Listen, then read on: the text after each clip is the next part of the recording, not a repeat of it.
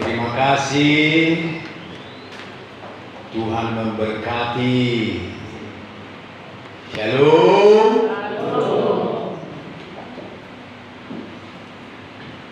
Apa kabar saudaraku, Bapak Ibu? Yes. Dasar luar biasa. Amin. Luar biasa. Haleluya. Semangatnya.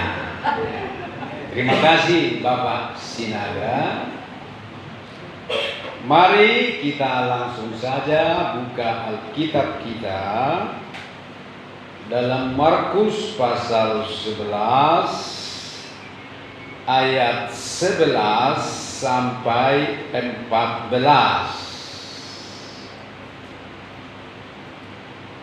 Markus 11 ayat 11 sampai 14. Kita bergantian ya, saya pertama. Sesampainya di Yerusalem, ia masuk ke bait Allah. Di sana ia meninjau semuanya. Tetapi sebab hari sudah hampir malam, ia keluar ke Betania bersama dengan ke-12 muridnya.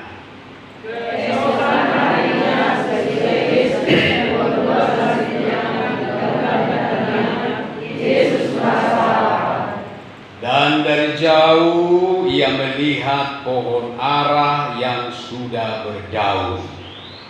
Ia mendekatinya untuk melihat kalau ia mendapat apa-apa pada pohon itu. Tetapi waktu ia tiba di situ, ia tidak mendapat apa-apa selain daun-daun saja, sebab memang bukan musim buah ara. Maka katanya kepada pohon itu, jangan lagi seorang pun makan buahmu selama-lamanya, dan murid-muridnya pun mendengarnya. Amin. Sudah pernah mendengarkan kisah ini? Sudah semua kan? Ada yang belum pernah mendengar kisah Yesus ini? Anak-anak muda semua sudah pernah mendengarkan ini? Kalau masih ada yang belum pernah mendengar hari ini, dengarkanlah dan simak baik-baik. Nah, Yesus sebelum mengutuk pohon ara, ia ditinggikan dan dimuliakan oleh banyak orang.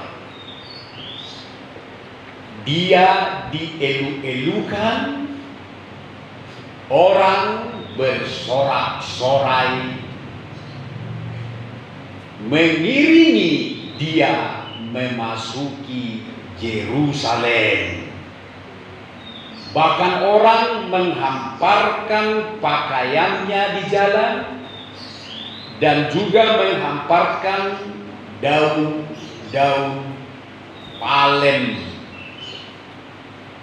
sehingga keledai yang ditunggangi oleh Yesus berjalan di atas pakaian dan daun-daun.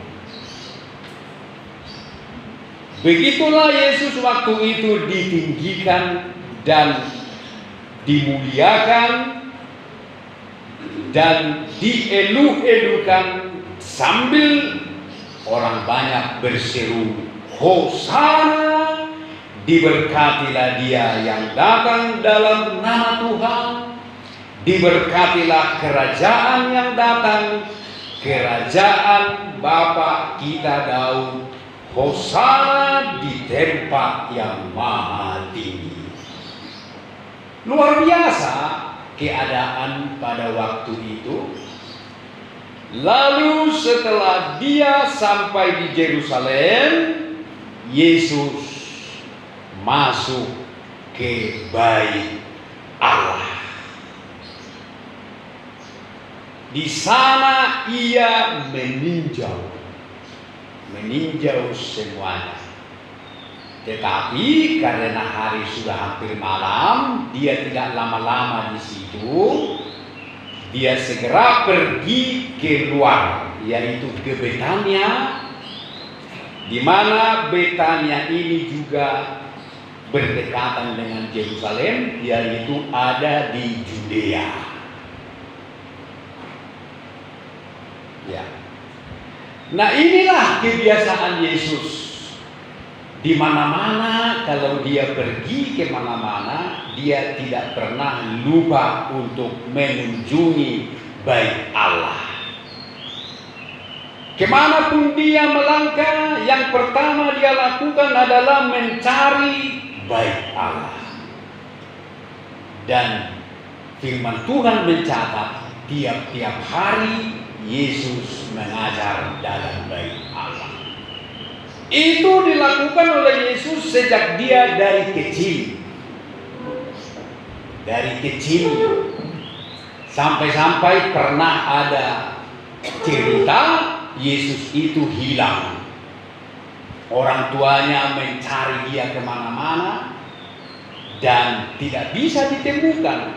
Karena mereka tidak menduga anak sekecil itu akan ada di dalam bait Allah. Dan ternyata dia ada dalam bait Allah. Dan orang tuanya pun risau dan berkata kepada dia, "Nak, bapakmu dan aku sangat mencemaskanmu."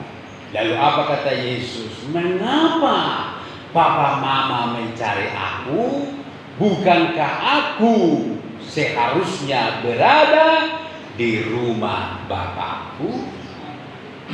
Nah, disinilah Yesus sangat cinta kepada bait Allah. Oleh karena itu, ini menjadi pelajaran bagi kita semua. Kemanapun kita melangkah, bepergian atau berjalan-jalan, jangan lupa untuk beribadah. Amin.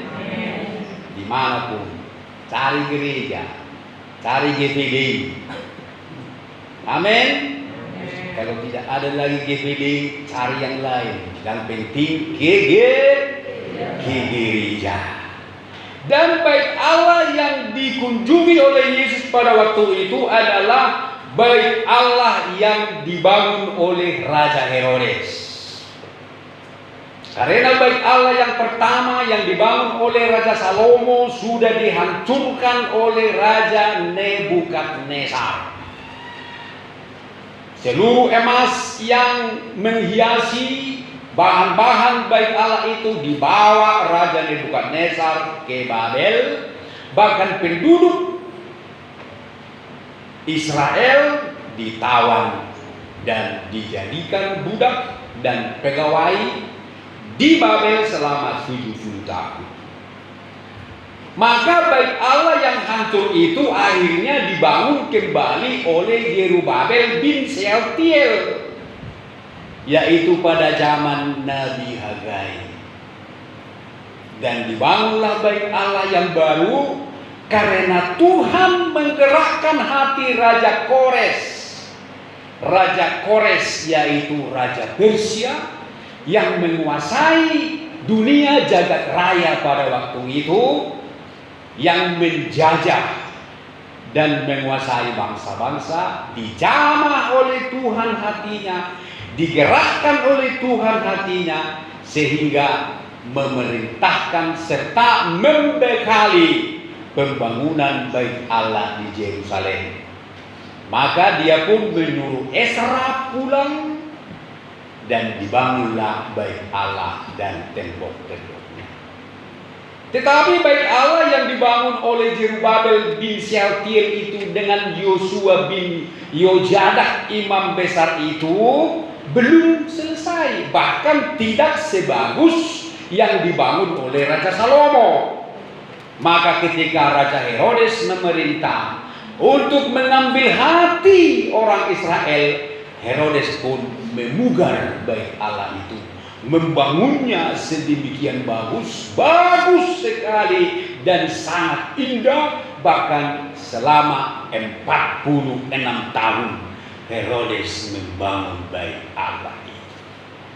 Nah, Inilah bait Allah itu yang dikunjungi oleh Yesus, yang pada akhirnya bait Allah ini pun juga dihancurkan oleh jenderal Romawi yang bernama Jenderal Titus. Karena setelah Persia berakhir kekuasaannya, muncullah kerajaan yang baru, kerajaan yang sangat kuat dan kokoh, itulah kerajaan Romawi.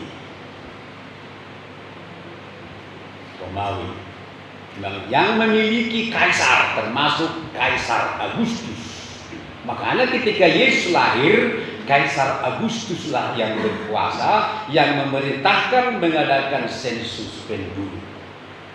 Nah, jadi Yesus itu sangat mencintai bait Allah.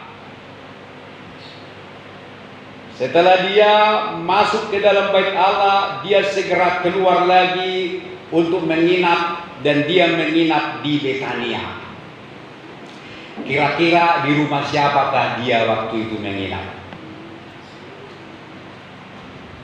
Mungkin di rumah Maria dan Marta dan Lazarus. Karena Maria, Marta dan Lazarus berada di Betania. Tetapi itu tidak perlu kita persoalkan. Dan sekarang yang perlu kita lihat di sini adalah bahwa keesokan harinya, dalam perjalanannya, Yesus bersama dengan ke-12 muridnya meninggalkan Betania, dan di tengah perjalanan Yesus merasa lapar, dan dia pun melihat ada pohon ara yang sudah berdaun. Ia mendekati pohon itu untuk melihat apakah kalau ada apa pada pohon itu.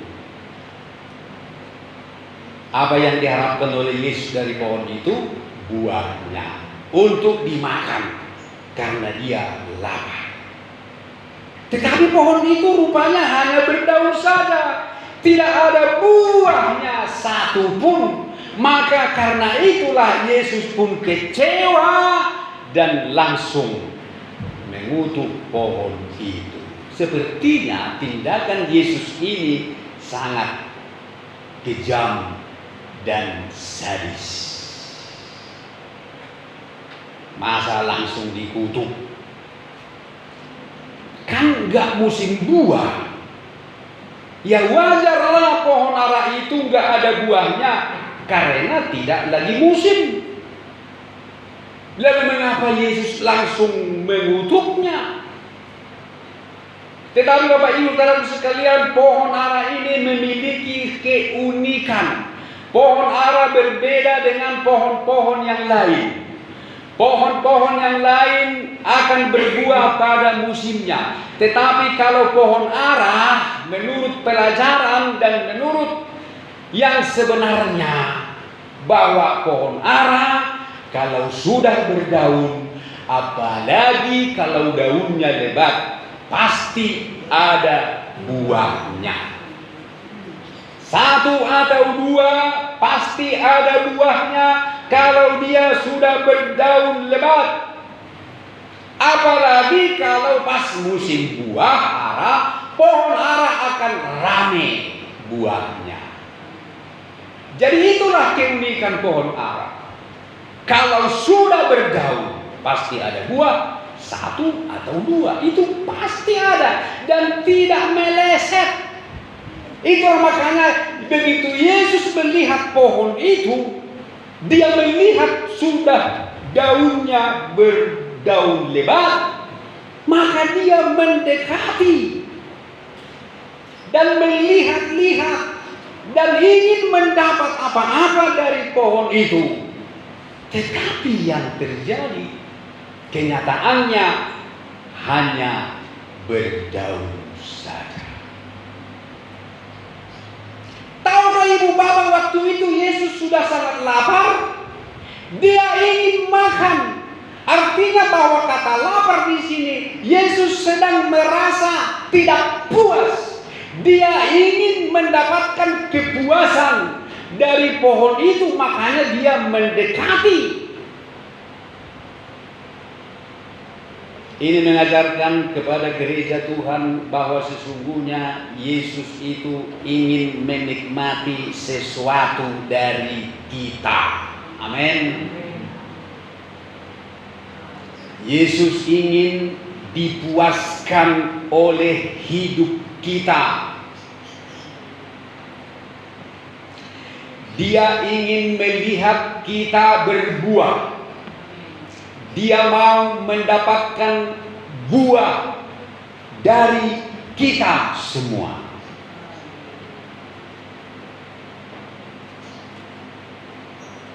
Tetapi yang ada hanya daun.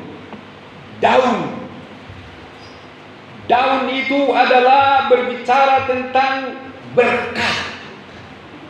Kalau dikatakan pohon itu sudah berdaun, artinya bahwa orang itu sudah diberkati karena sudah berdaun.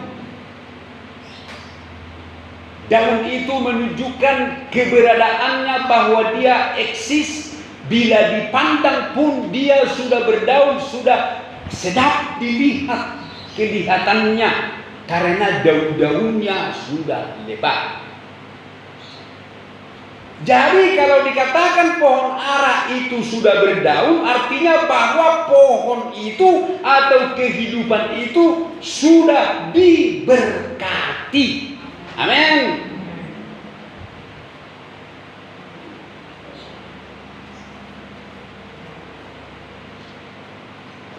Jadi Yesus mendekati saudara dan saya yang sudah diberkati. Yang dimana Yesus ingin mendapatkan apa-apa dari orang yang sudah diberkatinya.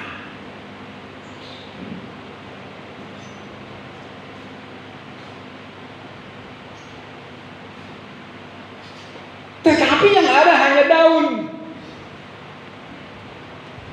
Padahal pohon ara itu sudah berdaun. Dan inilah gambaran daripada orang-orang Kristen yang sudah lama mengikut Tuhan tapi tidak pernah berbuah. Karena pohon ara itu sudah ada sejak zaman Adam. Amin. Pohon tertua di dunia. Di zaman si Adam sudah ada dia. Jadi ini merupakan koreksi bagi anak-anak Tuhan yang sudah lama mengikut Tuhan. Harus memiliki buah. Itulah makanya Paulus katakan dalam Ibrani 5 ayat 12. Sebab Ibrani 5 ayat 12. Sebab sekalipun kamu ditinjau dari sudut waktu, sudah seharusnya menjadi pengajar. Kamu masih perlu lagi diajarkan asas-asas dari penyataan Allah. Dan kamu masih memerlukan susu, bukan makanan keras. Jadi artinya tetap bayi rohani yang tidak berbuah. Ya.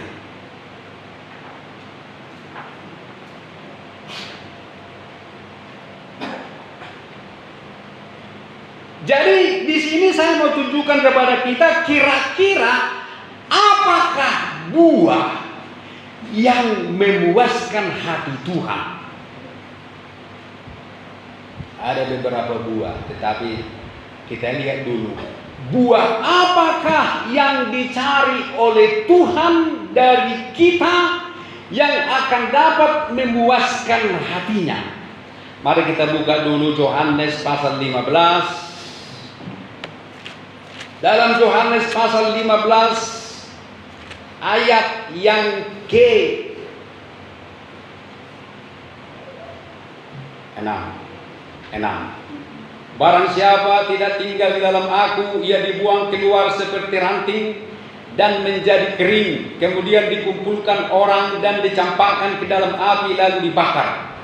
Jikalau kamu tinggal di dalam aku dan firmanku tinggal di dalam kamu, mintalah apa saja yang kamu kehendaki dan kamu akan menerimanya. Dalam hal inilah Bapakku dipermuliakan, yaitu jika kamu berbuah banyak, dan dengan demikian kamu adalah murid-muridku. Amin. Jadi maksudnya apa? Kita akan mempermuliakan Bapa kita di sorga jikalau kita memiliki buah. Kita tidak sedang mempermuliakan Allah jikalau hidup kita hanya berdaun. Hanya berdaun di sini adalah jika hidup kita hanya diberkati Tuhan, itu belum memuliakan Allah. Ya, sudah diberkati Tuhan, itu belum memuliakan Allah. Allah belum dipermuliakan di sana. Tetapi ketika kita mau berbuah, di mana berkat-berkat yang Tuhan berikan kepada kita, kita berikan kepada Tuhan. Barulah kita sedang mempermuliakan Allah. Dan situ sudah, situ harus. Iya.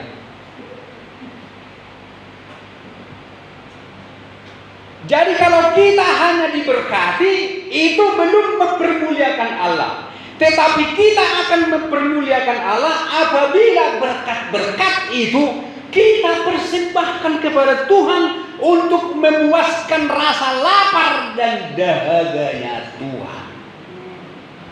Nah, itulah makanya dalam Matius pasal 25. Dalam Matius pasal 25 ayat yang ke-35, sebab ketika aku lapar, kamu memberi aku makan. Nah ini Tuhan, ini Raja ini. Ketika aku lapar, kamu memberi aku makan.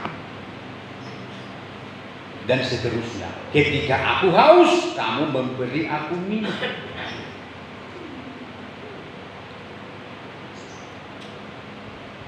Dan Amsal 3 ayat 9 berkata, muliakanlah Tuhan dengan hartamu dan dengan hasil pertama dari segala penghasilanmu. Maka lumbung-lumbungmu akan diisi penuh sampai melimpah-limpah, dan bejana pemerahanmu akan meluap dengan air buah anggur. Yohanes 15 ayat 8 tadi berkata, dalam hal inilah Bapakku dipermuliakan. Muliakanlah Tuhan dengan hartamu.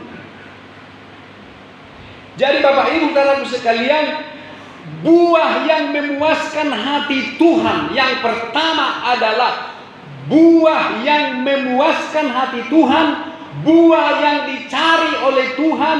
Yang pertama adalah berkat-berkat jasmani, materi, harta kita. Itulah buah yang memuaskan hati Tuhan yang pertama. Yang setuju katakan amin. Ketika aku lapar, kamu memberi aku makan, kata Tuhan. Orang itu berkata, Tuhan, kapan engkau lapar, kami memberi engkau makan. Lalu Tuhan berkata, apa yang kau lakukan terhadap salah satu dari muridku yang paling hina ini, kamu sedang melakukannya untukku. Jadi artinya berkat-berkat kita harus salurkan kepada orang yang membutuhkan. Haleluya. Bukan ke pendeta maksudku, kepada yang membutuhkan. Mungkin saudaramu membutuhkan, mungkin tetanggamu membutuhkan, mungkin temanmu membutuhkan, kasih saja. Amin. Nah, jangan terlalu pelit.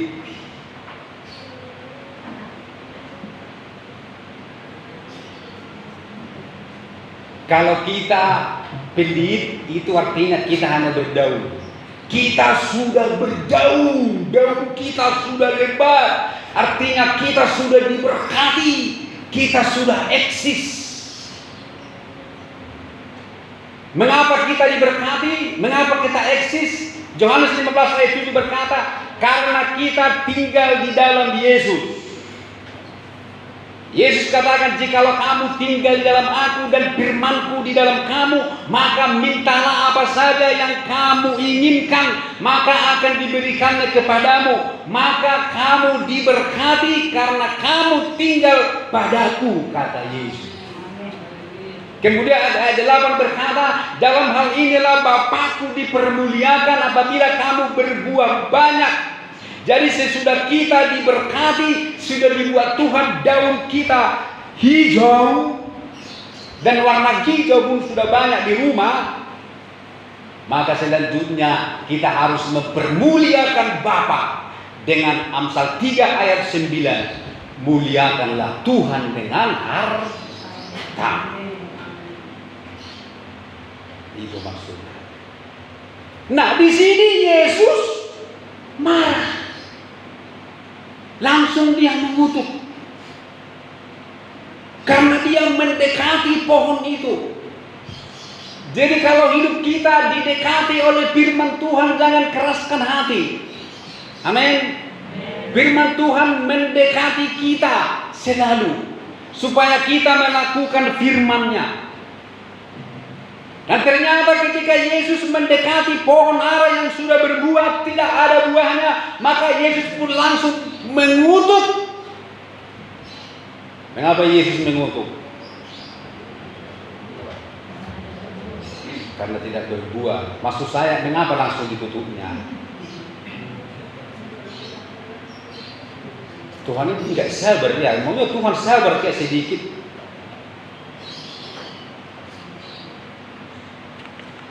Yesus mengutuknya, Bapak Ibu Saudaraku sekalian, karena saat Yesus membutuhkan buahnya, pohon itu tidak mampu memberi, bahkan tidak mau memberikan buahnya. Berarti pohon itu pernah berbuah. Yesus berkata, jangan lagi orang memakan buahmu. Mulai hari ini sampai selama-lamanya. Dan beberapa hari kemudian Markus mencatat pohon itu kering. Nah, jadi di saat kita dibutuhkan oleh Tuhan, jangan kita jual mahal, Ibu Bapak. Amin. Karena di saat itu Yesus sedang lapar, tidak seterusnya dia lapar. Jangan lagi berbuah kau. Artinya Yesus itu di saat aku butuh buahmu, kamu tidak memberi. Padahal akunya Tuhan Allah yang memberkatimu. Sedikit saja buahmu kuharapkan kamu tidak mau memberi. Maka dia pun langsung mengutuk. Kita jadi teringat kepada Nabal. Nabal itu seorang yang sangat kaya. Dia diberkati dengan luar biasa. Perusahaannya ada. Kambing dombanya ribuan, karyawannya pun ribuan. Solang ribuan do sinabalon do pangisi di Jaguna alanya sama ibu bapak. Karena Daud ada di sekitarnya. berkemah, menjaga Nabal dengan harta kekayaan. Dengan adanya Daud di situ, perampok tidak berani dekat. Binatang buas tidak berani dekat. Siapapun tidak berani mengusik Nabal dengan hartanya. Tetapi suatu ketika Daud kesusahan. Daud kesusahan. Sama seperti Yesus, suatu ketika Yesus lapar ingin makan. Maka pada suatu saat Daud kesusahan. Kekurangan belanja negara. Habis, tidak ada lagi perbelanjaan untuk seisi rumahnya, untuk pasukannya yang berjumlah 600 orang. Lengkap dengan rumah tangga masing-masing. Daud kesusahan. Lalu dia mendekati Nabal, meminta kepada Nabal. Dengan sopan Daud meminta, dengan tangan di bawah dia meminta. Padahal kalaupun dia merampok, diperjundiri sudah hanya Nabal dibunuh. Tetapi Daud meminta. Disuruh 2 orang. Aku dengar Nabal hari ini menggunting bulu domba. Dia sedang panen. Artinya bahwa dia sedang diberkati hari ini, kata Daud. Maka tolong minta kepada dia sekedar belanja kita.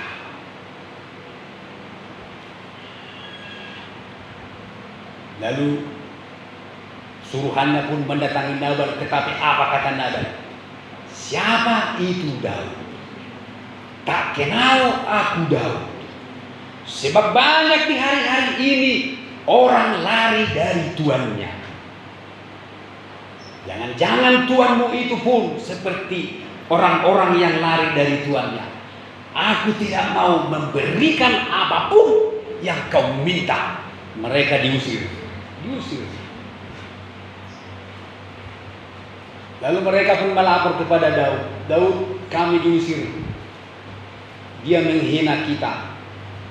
Apa kata Daud? Angkat pedang. Mari rame-rame kita habisi mereka semua. Dengan marah Daud berkata, sia-sia aku menjaga harta kekayaannya. Padahal aku menjadi seperti pagar di sekelilingnya. Sehingga tidak ada satu orang pun perampok mengganggu dia. Tetapi hari ini ketika aku butuh sedikit saja, dia tidak mau beri. Maka dia harus menerima perbuatannya. Mari kita bantai seisi rumahnya. Jangan kita biarkan satu laki-laki pun hidup di rumahnya. Habisi semua. Berangkatlah Daud dengan muka yang berapi-api sambil amarah. Untunglah datang Abigail istrinya. Hamba-hamba Nabal pun sudah melapor kepada Abigail, Nyonya, mampuslah kita. Karena Daud mau datang membunuh kita. Gara-gara tuan Nabal tidak menghormati mereka ketika mereka minta sedikit sebatas perbelanjaan mereka. Padahal Nyonya, Daud itu dengan pasukannya seperti pagar mengelilingi kita. Kalau tidak ada mereka, kita sudah lama habis. Tapi untunglah ada Nabal dengan orang-orangnya di sekitar kita. Apa salahnya sih kalau Tuhan kita kasih sedikit? Tetapi karena Nabal ini seorang yang mementingkan diri sendiri, maka mereka sedang dalam perjalanan mau menghabisi kita semua. Apa tindakan Nyonya? Untunglah Abigail cerdik seperti namanya. Langsung dia siapkan semua bahan makanan. Dia muati keledai dengan roti, dengan kue kismis, dengan kue buah ara, dengan anggur, dan dengan minuman-minuman yang menyejukkan. Dibawa semua kepada Daud. Mereka bertemu di tengah jalan dan langsung menyembah Nah, di sini Bapak Ibu saudaraku sekalian, seperti itulah Tuhan mengelilingi hartamu. Amin. Tuhan mengelilingi rumah tangga kita, menjaga kita, memberkati kita. Maka ketika Dia mendekati kita, mau makan sedikit buah ara, kita tidak bisa memberi. Itulah makanya Tuhan langsung mengutuk, seperti Tuhan juga mengutuk Nabal. Pada akhirnya yang membunuh Nabal bukan Daud, karena Daud sudah dilunakkan hatinya oleh Abigail. Maka dengan kebijaksanaan Abigail, Daud pun akhirnya luluh hatinya, dan dia pulang dan bersyukur dia dan berkata, untunglah ibu nyonya datang, telah mencegah aku dari dosa hutang darah. Untunglah. Tetapi Tuhan tidak tinggal diam. Walaupun Daud tidak jadi membunuh Nabal, akhirnya Tuhan juga yang mengutuk Nabal.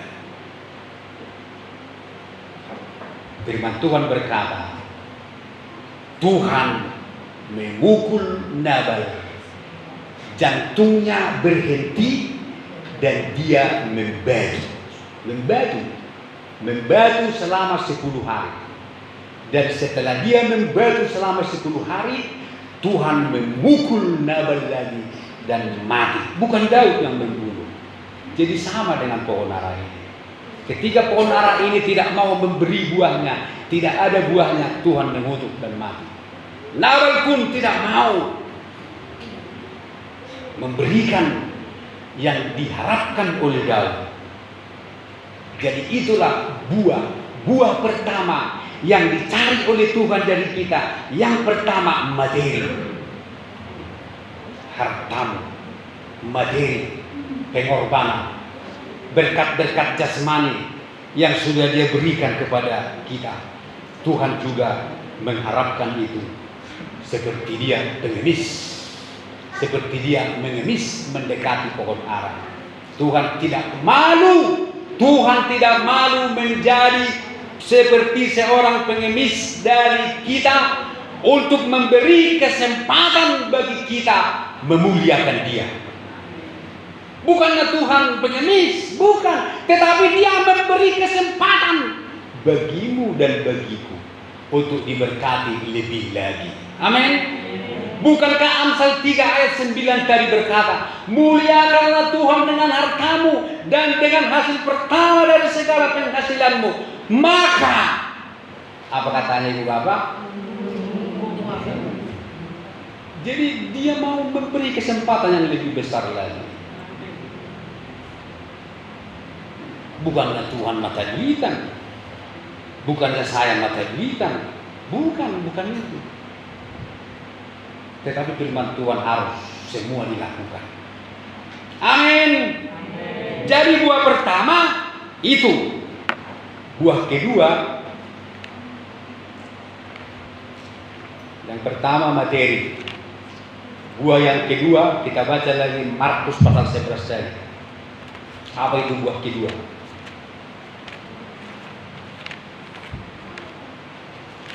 Buah kedua ayat 15.